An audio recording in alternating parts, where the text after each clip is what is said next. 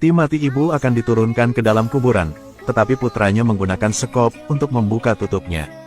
Namun semua anak lainnya berdiri di sana, tidak ada yang menghentikannya. Adik bungsu ini juga membantunya.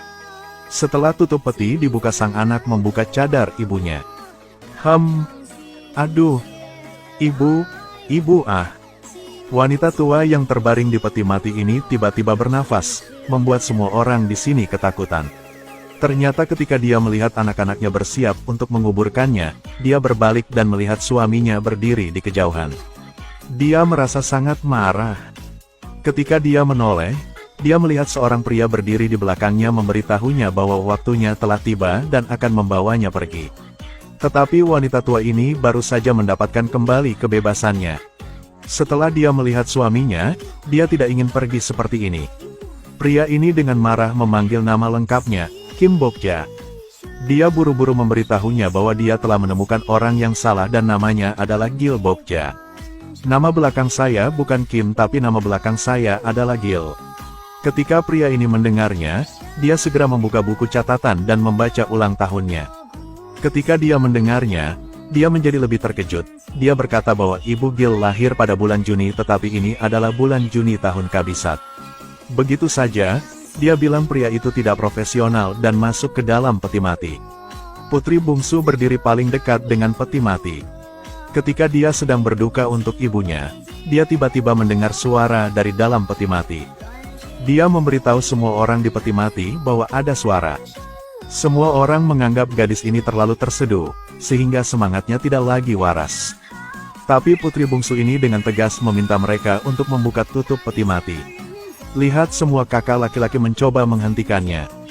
Dia tidak punya pilihan selain meminta suaminya untuk melakukannya. Suaminya mendekatkan telinganya untuk mendengar, memang ada suara. Dia segera mengambil sekop dan membuka tutup peti mati. Suami wanita tua itu berdiri di kejauhan untuk mengamati. Saat tutup peti mati dibuka, orang menemukan bahwa Gil masih hidup. Segera membawanya ke rumah sakit. Jadi Kang Ho hampir berkonflik dengan dokter. Orang seperti itu masih hidup, namun mereka telah menyatakan dia mati. Dokter juga bingung karena saat itu Gil benar-benar sudah tidak bernafas lagi. Apalagi keadaan ini bukan tidak pernah terjadi, namun sangat jarang. Putra sulung Sun Ho dan menantunya berusaha keras membujuk Kang Ho agar tidak terjadi konflik. Kang Ho merasa takut karena ibunya hampir terkubur hidup-hidup. Sun Ho merasa beruntung ibunya masih hidup, itu sudah baik. Apa sih yang baik?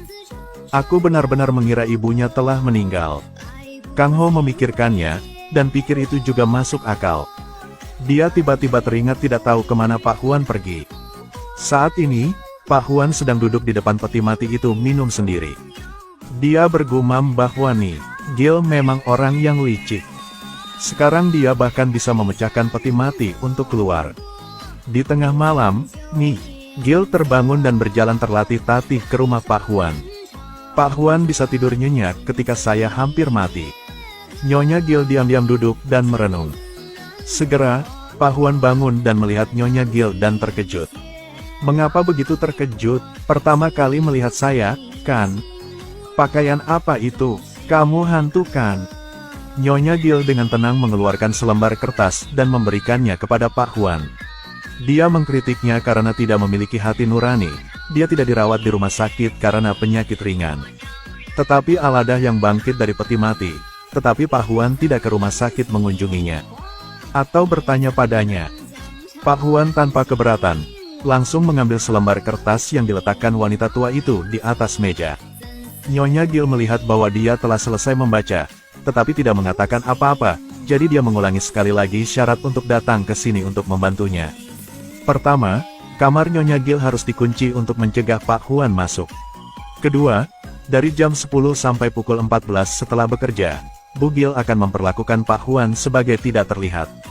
Pak Huan juga harus berpura-pura tidak mengenalnya. Ketiga, gaji harus dibayar 3 bulan di muka, setengahnya gaji harus diberikan kepadanya, dia menganggap bonus. Keempat, selain bonus, saya juga harus membayar tunjangan tambahannya.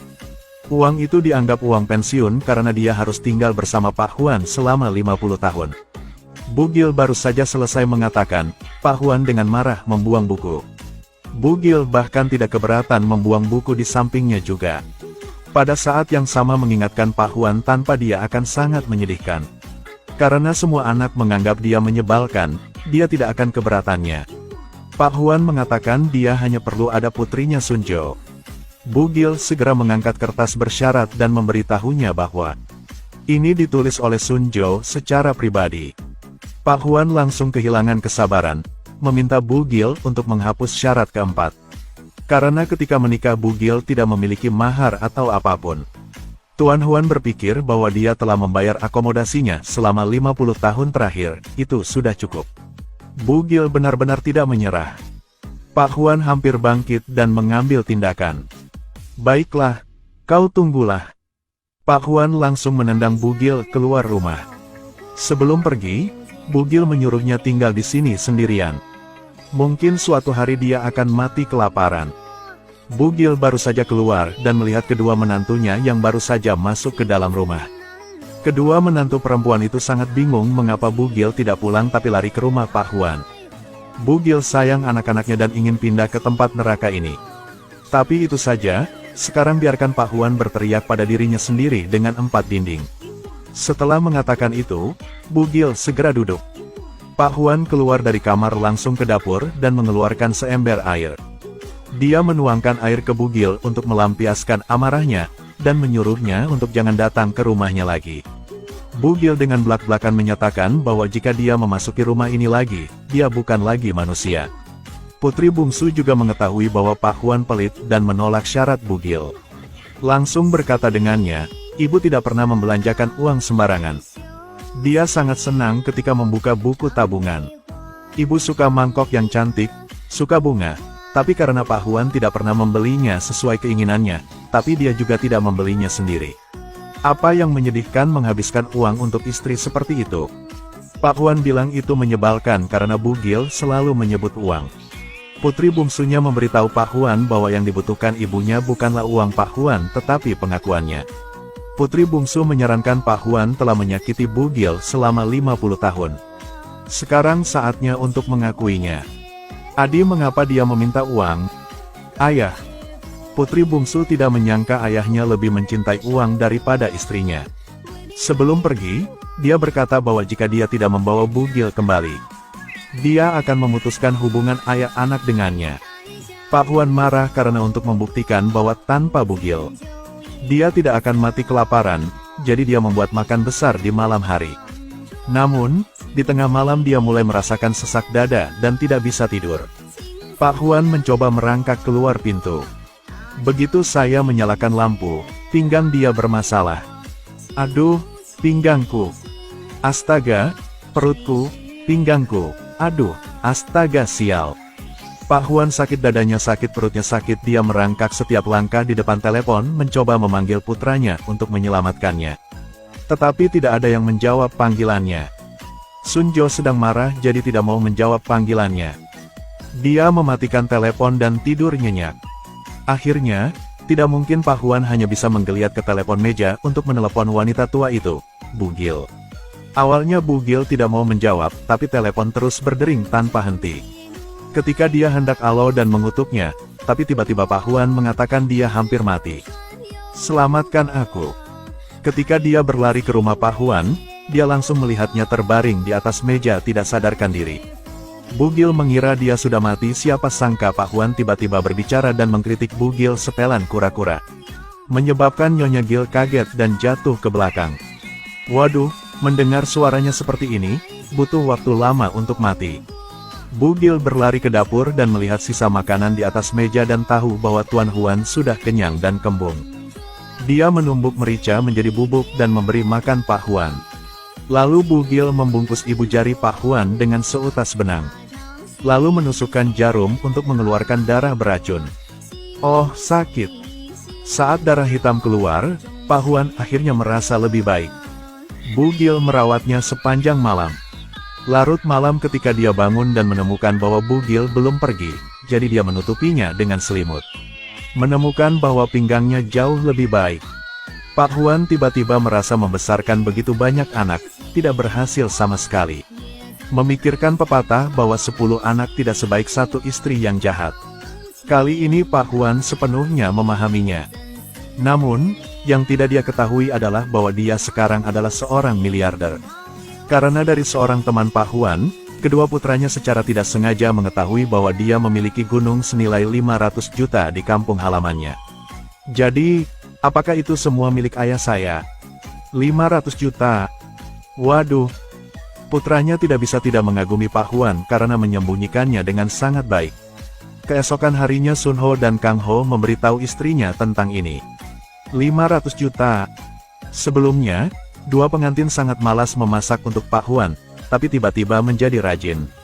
Di pagi hari saat perut Pak Huan kembung, menantu kedua dengan cepat membawakan makanan untuk menyanjungnya. Dia baru saja meletakkan makanan ketika kakak ipar tertua juga datang dan membawakan makanan.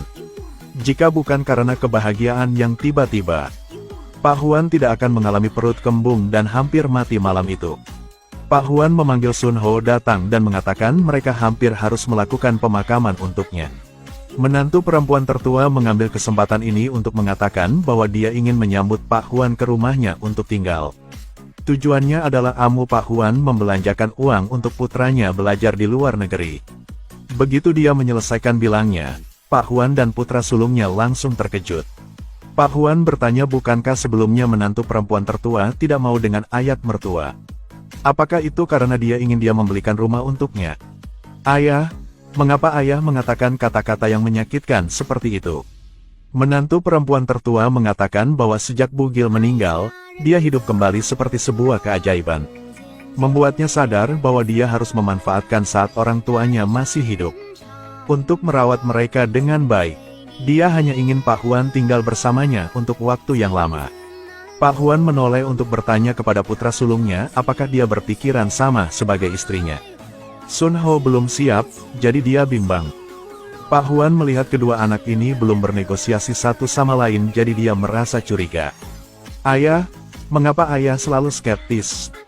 Mengapa ayah? Menantu perempuan tertua yang sedih sehingga berlari keluar. Hampir membuat Pak Huan mempercayainya. Setelah pulang rumah, anak sulung bertanya istrinya, tadi dia bilang mau menyambut Pak Huan untuk hidup bersama.